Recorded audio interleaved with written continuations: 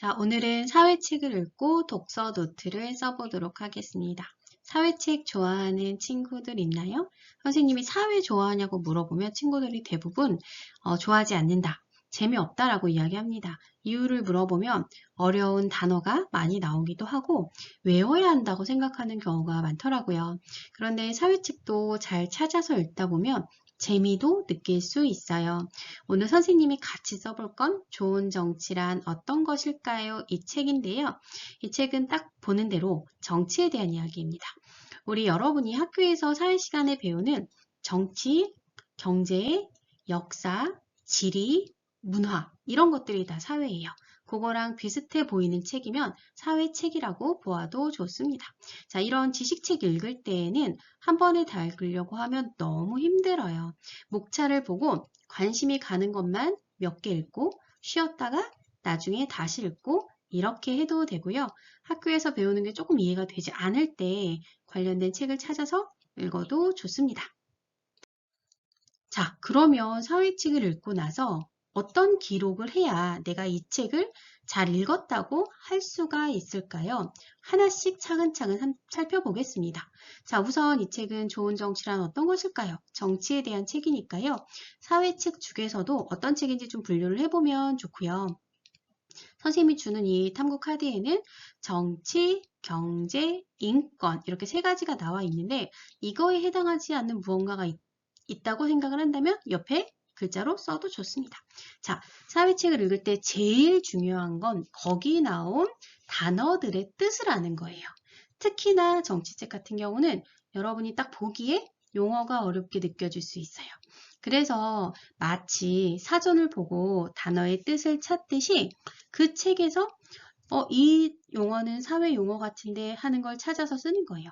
친구들이 사회 용어가 뭐예요? 이렇게 많이 물어보는데 사회책을 딱 펼쳤을 때 내가 평상시에 쓰지 않는 잘 모르겠는 단어가 있다. 그러면 그게 다 사회 용어입니다. 그 용어들을 이제 정리를 해보는 건데요. 선생님이 5개만 할 수 있게 해놨어요. 왜냐하면 한 권에서도 정말 많은 용어가 있는데 그걸 다 하면 지치기 때문에 딱 5개만 해보면 좋겠습니다. 근데 사회책은 그런 용어들의 개념을 얘기해주는 책이기 때문에 뜻도 대부분 거기에 나와 있어요. 본문을 읽다 보면은 나와 있는 것들을 읽고 정리를 해도 좋은데요. 만약에 내가 이 책에서 너무 길게 설명이 되어서 어렵다 싶을 때에는 사전을 검색해서 써봐도 좋습니다. 이 좋은 정치란 어떤 것일까요? 이 책은 펼치면 공약, 정당, 언론 이런 단어들이 나와요. 이런 것들의 뜻을 한번 써보면 좋겠습니다. 물론 이거 말고도 여러분이 나는 이 단어를 정리하고 싶어 혹은 어려운 것들을 좀 골라서 해보아도 좋습니다. 그리고 사회책이 우리 생활과 사실은 엄청 관련이 있는 거예요. 우리 친구들이 보통 이제 책을 읽다가 이거는 나랑 관련이 없는데 하면 집중력이 떨어지게 되어 있거든요. 근데 우리가 사실은 이 사회에서 벌어지는 일들을 이론으로 잘 정리해 놓았기 때문에 사회라는 과목과 사회책이 좀 어렵게 느껴지는 거고요. 읽다 보면은 나랑 연결되는 걸 찾을 수 있어요. 예를 들면 이런 거죠. 아까 방금 전에 정리했던 단어 중에서 공약이라는 게 있었어요. 공약 들어봤죠? 그럼 먼저 그 단어의 개념을 다시 쓰고요. 공약과 관련된 내가 경험한 건 뭐가 있을까? 물론 단어를 고르고 생각을 하는 게 아니라 단어들을 쭉 보면서 나 이거랑 관련된 경험 있어. 이런 단어를 찾는 거예요. 선생님도 친구들이랑 이야기해보면 공약이라는 단어를 많이 찾더라고요. 학교에서 반장선거 나갔을 때 내가 공약을 내세웠던 것, 아니면 반장선거 후보로 나왔던 친구가 내세웠던 것, 이런 거 이야기하면 참 좋겠죠. 그리고 저자가 이 책에서 어떤 주장을 하는지 살펴보면 좋아요.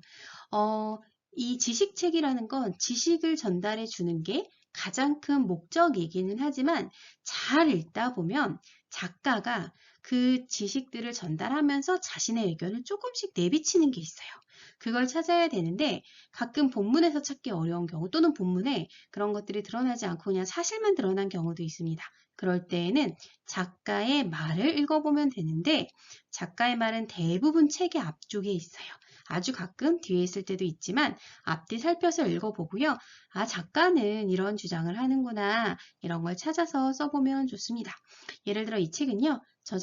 저자가 작가입니다. 저자는 정치는 다툼을 조정하고 공평하게 나눠주는 역할을 한다고 말했다.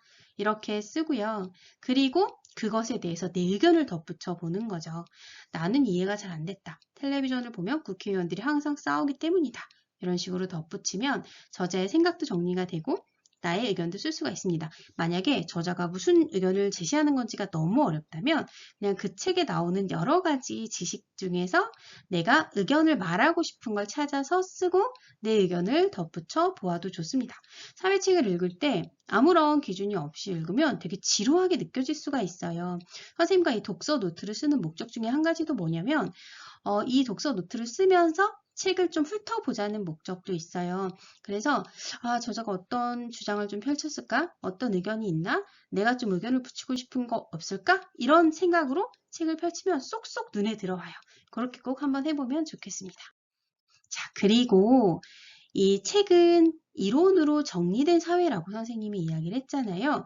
그런데 지금 여러분이 살고 있는 게 사회예요. 여러분의 가정을 포함해서 우리 모두 주변의 것들이 사회거든요. 그 사회에서 지금 바로 일어나는 일을 알려주는 게 바로 신문 기사입니다. 그 신문 기사들을 우리가 한번 찾아보면 좋겠는데요. 이 책에서 나온 개념을 검색어를 써보는 거예요. 검색창에. 예를 들어서 아까 공약도 좋고요. 언론도 좋고요. 이런 단어들을 검색창에 넣은 다음에 뉴스 카테고리만 찾아보면은 관련된 기사들이 뜹니다. 그런 걸 찾아서 여러분이 읽을 만한 걸 읽고 그 기사의 날짜, 기사의 제목 그대로 쓰기, 기사 읽어보고 관련된 기사의 요약글을 쓰면 좋겠어요. 요약이 좀 어렵게 느껴진다면 요즘 기사들은 위에 세 줄 요약이라고 보여주는 경우도 많이 있습니다. 혹은 부모님과 같이 읽어보고 이게 무엇을 이야기하는 거예요? 라고 여쭈어 봐도 좋습니다. 우리가 사회책이 잘 정돈된 지식이라면 그게 관련된 이야기들이 지금 우리 사회에서 되게 실시간으로 벌어지고 있기 때문에 두 개를 연결하다 보면은 우리 사회에 관심도 갖게 되지만 사회책도 조금 더 잘 읽을 수 있는 학생이 되는 거예요.